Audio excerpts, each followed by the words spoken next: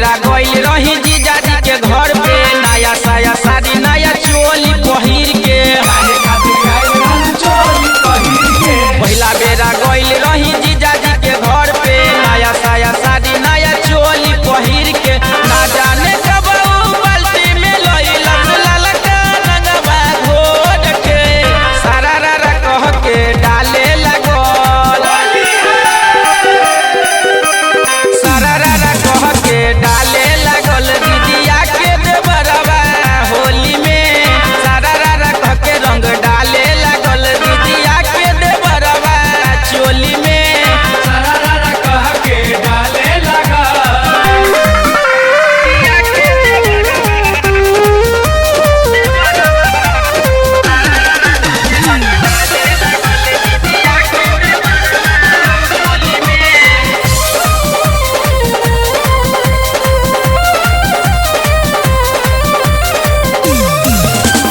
लाज के बात सखी कैसे बताई, कहाँ कहाँ रंग उ दिहले लगाई। तोहर त मन उहे रहे हर गाई। लाज के बात सखी कैसे बताई, कहाँ कहाँ रंग उ दिहले लगाई। ऊपर से नीचे ले ऐसे रगड़लस जैसे तेल के देह पे, सारा रारा कह के डाले लगल,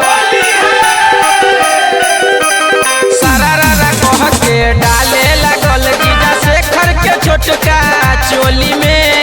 सारा रारा कह के डाले लगल सागर सनेही होली में।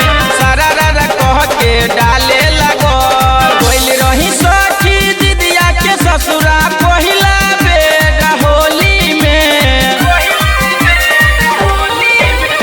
गइल रही सखी जीजा के घरवा पहिला बेरा होली में। सारा रारा कह के डाले लगल, सारा रारा कह के डाले लगल दीदिया के देवरवा होली में। सारा रारा कह के रंग डाले लगल दीदिया के देवरवा चोली में। सारा रारा कह के डाले लगा। होली है। Recording by Sona Studio, Sonipat.